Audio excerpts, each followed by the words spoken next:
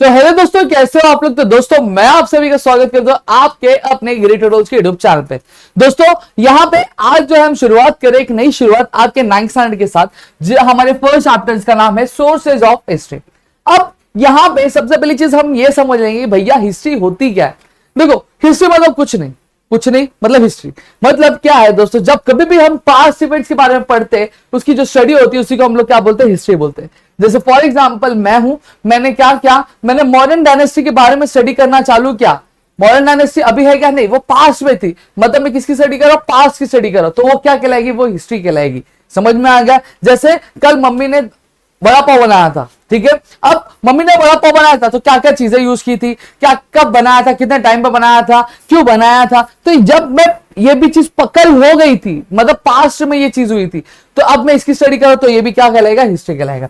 अब हिस्ट्री देखो पढ़ी कैसे जा सकती है। अब बट ऑब्वियसली बात है, हम पास्ट में तो प्रेजेंट नहीं थे, ठीक है, कि हम पास्ट में तो मौजूद नहीं थे कि हमें हमारी चीजें जो हमारे आंखों के सामने हुई थी और हम क्या उसकी बेसिस पे चीजें कर रहे हैं। अब हम जो हिस्ट्री पढ़ते हैं वो अलग अलग डॉक्यूमेंट्स, अलग अलग चीजों का इस्तेमाल करके हम करते हैं। अब जो चीजें ऐसी कोई भी चीज जो हमें क्या करती है, हमें हिस्ट्री के बारे में नॉलेज देती है, यानी पास्ट इवेंट्स के बारे में नॉलेज देती है, उसे हम लोग क्या बोलते हैं, उसे हम लोग सोर्सेज बोलते हैं। जैसे फॉर एग्जांपल ये पानी का बॉटल है, ये अगर मुझे पास्ट के बारे में बता रहा है तो ये मेरा सोर्स होगा। जैसे फॉर एग्जांपल ये मोबाइल है, ये मुझे पास्ट के बारे में बताता है, मेरा सोर्स होगा, यानी जरिया होगा जिससे मैं क्या कर रहा हूं, पास्ट के बारे में क्या समझ रहा हूं, तो इसको हम लोग क्या सोर्सेज ऑफ हिस्ट्री बोलेंगे।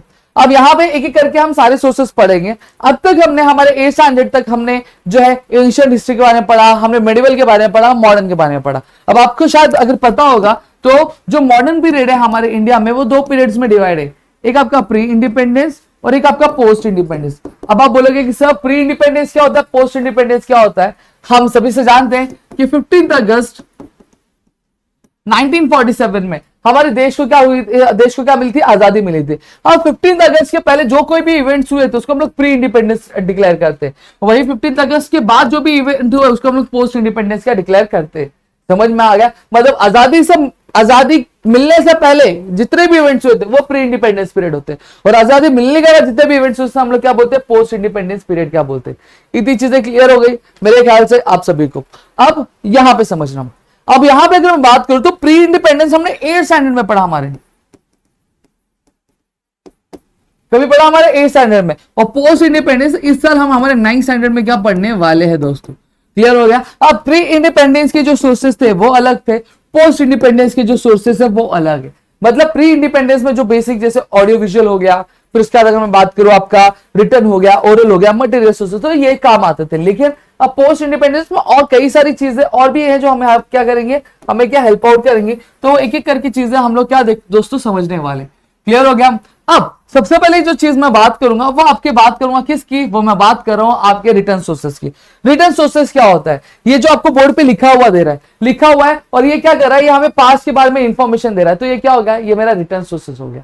बुक में चीजें लिखी हुई है, ये मुझे पास्ट के बारे में इंफॉर्मेशन दे रही है, तो मेरा क्या हो गया, रिटर्न सोर्सेज। ऐसी कोई भी चीज जो लिखी हुई होती है, लिखित होती है, और वो मुझे पास्ट इवेंट्स के बारे में इंफॉर्मेशन देती है, तो उसको मैं क्या बोलता हूं, उसको मैं रिटर्न सोर्सेज बोलता हूं। क्या बोलता हूं दोस्तों, रिटर्न सोर्सेज।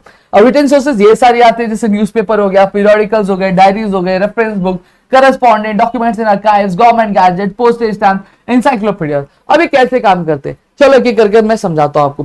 सबसे पहली चीज मैं बात करूंगा न्यूज़पेपर, जिसे मैं अखबार भी बोलता हूं, ठीक है, जिसे मैं समाचार पत्रिका भी बोलता हूं।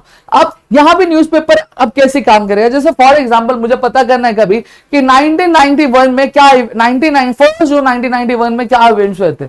अब मुझे पता कैसे चलेगा, तो मैं क्या करूंगा, मैं 2 जून 1991 के क्या करूंगा, मैं अखबार उठाऊंगा। अब आप बोलोगे सर पता करना है 1 जून को न्यूज़पेपर निकालोगे 2 जून का। अब इसलिए निकाल रहा हूं क्योंकि इवेंट होता है तो उसकी एक दिन बाद न्यूज़पेपर में छपता है। सही बोल रहा हूं कि नहीं बोल रहा हूं, सही बात है, सही है, ये भी सही बोल रहे हैं तो सही होगा, ठीक है। तो मैं क्या करता हूं, 2 जून का उठाऊंगा, मुझे पता चलेगा अरे बाप रे बाप, वो आंटी ने उसके 2 समोसे चुरा लिए थे, अब वो आपकी एक नई इकोनॉमिक पॉलिसी आ रही थी, ये चेंजेस हो रहे थे, वो चेंजेस हो रहे थे, तो ये सारी चीजें मुझे पता चल गई। तो यहाँ पे न्यूज़पेपर से मुझे पता चल रहा है। अब पीरियोडिकल्स क्या होता है, पीरियोडिकल्स मतलब दोस्तों न्यूज़पेपर देखो डेली बेसिस पे आता है, उसका रोज से आना जाना रहता है। पीरियोडिकल्स क्या होता है, मेहमान होता है, वो कभी 1 हफ्ते में आता है, कभी 6 महीने में आएगा, कभी 1 साल में आएगा, कभी 3 महीने में आएगा, कभी 2 महीने, मतलब उसका जो एक पर्टिकुलर पीरियड ऑफ इंटरवल के बाद आता है। न्यूज़पेपर की तरह रोज रोज आना जाना नहीं लगा रहता है। पीरियडिकल्स में आपकी मैगजीन्स आ गई, आपको पता होगा जैसे आपके करंट अफेयर्स की हो गई, एक कंपाइलेशन आता है पूरे साल भर का, जो एक एंड में क्या किया जाता है, आपका रिलीज किया जाता है।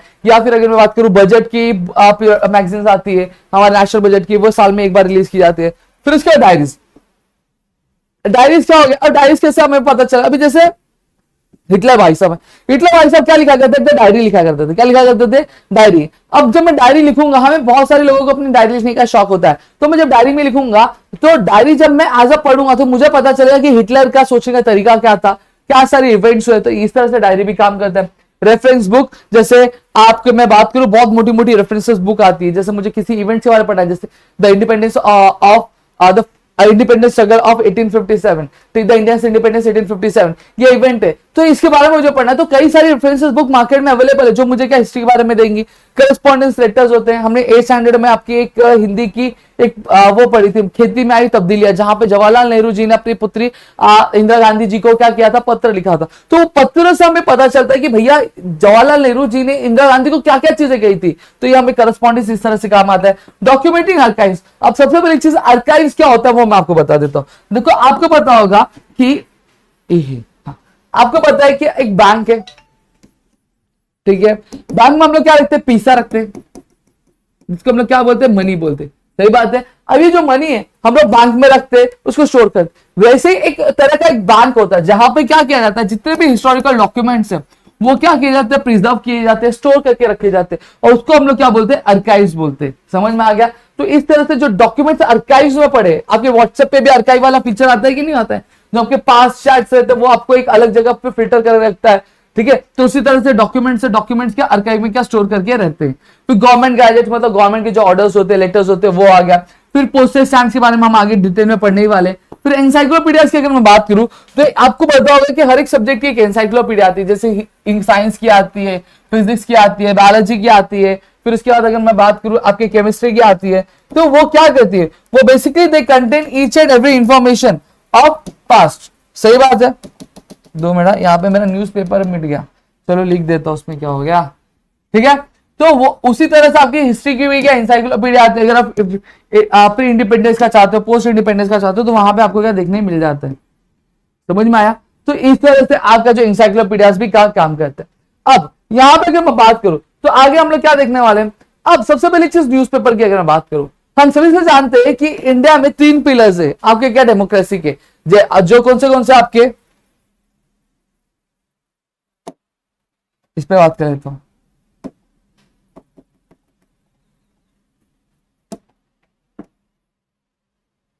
दो मिनट,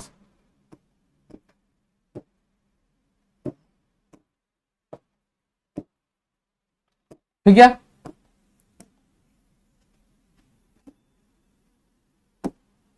दो मिनट, क्या हो गया,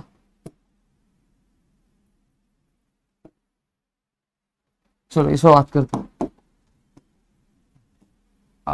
अब यहां पे मैं बात करूं तो कॉन्स्टिट्यूशन जो है, कॉन्स्टिट्यूशन के हमारे 3 पिलर्स है। कितने पिलर्स है, 3 पिलर्स है, ठीक है। एक आपका लेजिस्लेचर आता है, फिर उसके बाद आता है आपका एग्जीक्यूटिव आता है, फिर आपका आता है जुडिशरी आता है,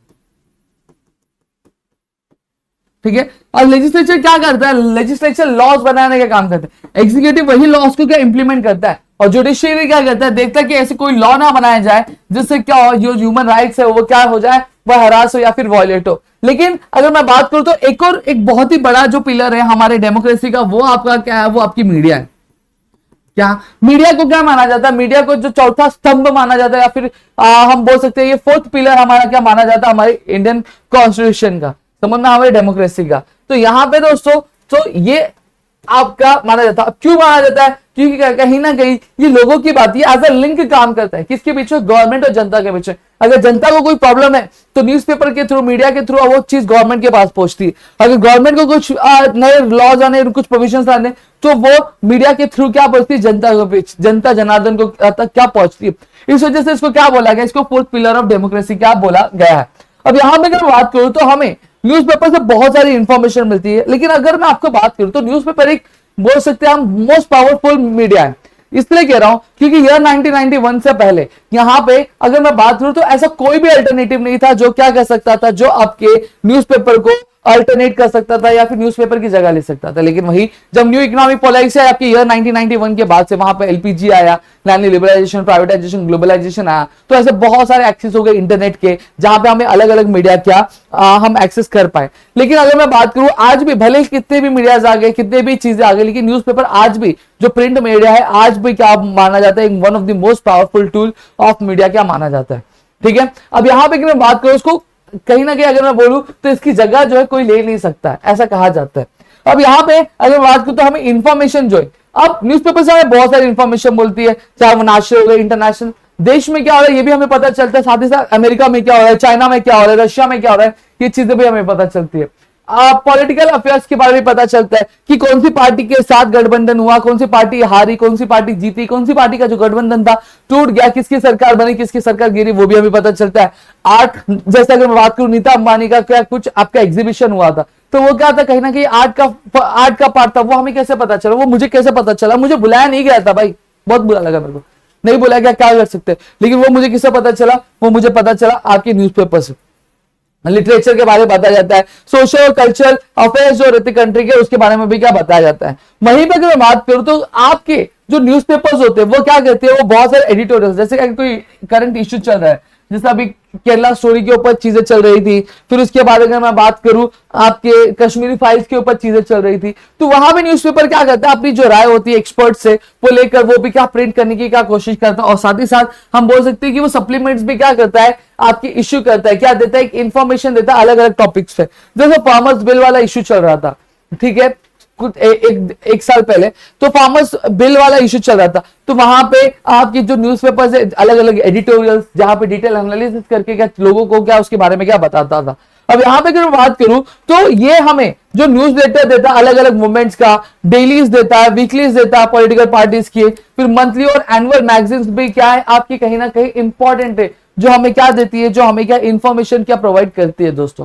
अब यहाँ पे अगर मैं बात करूं दोस्तों, तो आपको अलग अलग चीजें मिल जाएंगी, आपको स्पोर्ट्स से रिलेटेड चीजें देखने मिल जाएंगी, आर्ट्स एंड कल्चर से रिलेटेड चीजें देखने मिल जाएंगी। यहाँ पे बेसिकली जो न्यूज़पेपर वो हर तरीके से आपको क्या करता है, हर एक एस्पेक्ट जो होता है, हर एक डिसिप्लिन की इंफॉर्मेशन जो आपको क्या करता है वो प्रोवाइड करता है। समझ में आ गया? तो यहाँ पे दोस्तों this was all about newspaper. ठीक है, अब न्यूज़पेपर के बारे में मैंने जो है आपको ऑलरेडी सारी चीजें बता दी। अब यहाँ पे अगर मैं बात करूं तो अब यहां पे अगर मैं बात करूं तो न्यूज़पेपर हमेशा से क्या देता था, न्यूज़पेपर हमेशा से आपको ह्यूमन एस्पेक्ट्स के बारे में बताएगा, ह्यूमन के जो अलग अलग एस्पेक्ट्स है, कहां पे लड़ाई हो रहा है, कहां पे झगड़ा हो रहा है, कभी भी वो आपके अलग चीजों के बारे में नहीं बताएगा। हमेशा जो कंटेंट्स आएंगे न्यूज़पेपर में वो ह्यूमन लाइफ से रिलेटेड क्या कंटेंट्स आपको क्या यहाँ पे देखने मिलेंगे दोस्तों। ठीक है, अब यहाँ पे अगर मैं बात करूं तो न्यूज़पेपर साथ ही साथ आपके अलग अलग जो टॉपिक्स होते हैं उसके बारे में भी क्या हमें बतलाते हैं। अब आपके press trust of India, press trust of India, अब आपने कभी सोचा है कि जो न्यूज़पेपर है वो देखो हर एक अलग अलग न्यूज़पेपर, तो हर एक अलग अलग न्यूज़पेपर्स को जो इंफॉर्मेशन मिलती कैसे। और यहां पे एक चीज मैं आपको बताना भूल गया कि बहुत सारे जो न्यूज़पेपर उन्होंने क्या किया है, उन्होंने अपने जो रीजनल एडिशंस भी चालू किए। देखो नेशनल लेवल पे जो टाइम्स नाउ करके है न्यूज़पेपर है, ठीक है, वो क्या करती है, या फिर जो हिंदुस्तान टाइम्स है वो आपकी हिंदी में भी चलती है, नवभारत टाइम्स है, और आपके मराठी लैंग्वेज में भी चलती है, मराठी टाइम्स है या फिर महाराष्ट्र टाइम्स है, क्या आप नाम से क्या ये भी क्या आपका चलता है न्यूज़पेपर। समझ में आ गया? वैसे आपके न्यूज चैनल्स की अगर मैं बात करूं, जैसे एबीपी है, एबीपी न्यूज है, तो एबीपी न्यूज भी चलता है, एबीपी माझा भी चलता है, एबीपी बंगाली लैंग्वेज में भी चलता है, एबीपी आपके गुजराती लैंग्वेज में भी चलता है। तो यहाँ पे अलग अलग रीजनल लैंग्वेजेस के बेसिस पे भी क्या किया गया, चैनल्स क्या डिवाइड किए गए, इंफॉर्मेशन क्या देती है। अब यहाँ पे मैं बात करूंगा प्रेस ट्रस्ट ऑफ इंडिया के बारे में। अब प्रेस ट्रस्ट ऑफ इंडिया एक ऐसी ऑर्गेनाइजेशन है जो 1953 के बाद से क्या करती है कि इंपॉर्टेंट सोर्स ऑफ हिस्ट्री क्या मानी जाती है। अगर आपको यहाँ पे पोस्ट इंडिपेंडेंस के बारे में अगर कोई भी इंफॉर्मेशन चाहिए तो आपको जो ये प्रेस ट्रस्ट ऑफ इंडिया का इजिली क्या प्रोवाइड कर पाता है, ग्रैब ऑन कर पाता है। अब यहाँ पे जो प्रेस ट्रस्ट ऑफ इंडिया है वो क्या बहुत सारे उन्होंने रिपोर्ट्स, फोटोग्राफ्स और आर्टिकल्स जो है फाइनेंशियल और साइंटिफिक इश्यूज पे क्या रिलीज किए, लोगों को दिए। अब कहीं ना कहीं जो न्यूज़पेपर्स होते हैं वो भी क्या जर्नलिस्ट होल्डर्स होते हैं या फिर जो पब्लिकेशन हाउस होते हैं वो भी क्या करते हैं, इनका सब्सक्रिप्शन लेते हैं, क्योंकि कहीं ना कहीं जो प्रेस ट्रस्ट ऑफ इंडिया के जो जर्नलिस्ट है वो दुनिया के अलग अलग कोने में क्या बैठे हुए हैं, और वहां पे वो क्या करते हैं, वहां से जो इन्फॉर्मेशन है वो क्या शेयर करते हैं दोस्तों। अगर आपको कोई भी इंफॉर्मेशन चाहिए, कोई भी बात चाहिए, तो आप प्रेस ट्रस्ट ऑफ इंडिया पे जिसकी साइट पे जाएंगे तो वहां पे आपको सारी चीजें क्या देखने के लिए मिल जाती है। अब यहाँ पे अगर मैं बात करूं तो आपके जो ट्रेडिशनली जो न्यूज़पेपर्स है, सॉरी जो प्रेस ट्रस्ट ऑफ इंडिया वो क्या करता था, वो टेली प्रिंटर्स यूज क्या करता था, सैटेलाइट ब्रॉडकास्टिंग का यूज करता था। लेकिन अब इसने क्या कर दिया, अब इसने अपनी जो है ऑनलाइन सर्विसेज भी क्या स्टार्ट कर दिया। आप पीटीआई की वेबसाइट पे जाओगे तो आपको सारी चीजें खुद ही क्या पता चल जाएंगी। अब हमारा जो अगला यहां पे अगर मैं बात करूं तो आपका जो टॉपिक है वो आपका पोस्टेज स्टैम्प। पोस्टेज स्टैम्प हमने देखा होगा। पोस्टेज स्टैम्प अगर मैं बात करूं तो आपने न्यूज बोल रहा हूं, जो चिट्ठी लिखी जाती थी, लेटेस्ट पे आपने देखा होगा छोटी छोटी टिकटें चिपकाई जाती थी। अगर नहीं पता है तो आप सर्च करो गूगल पे पोस्टेज स्टैम्प्स, तो आपको वहां पे दिखा देंगे। चलो यहां पे मैं भी एक बार सर्च करके दिखा देता आपको।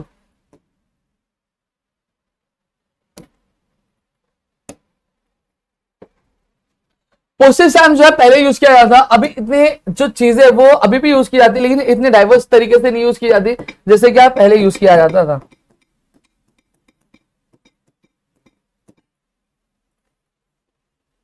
देखो इसे हम क्या बोलते हैं, इसे हम लोग पोस्टेज स्टैम्प्स बोलते हैं। क्या बोलते हैं इसे हम लोग?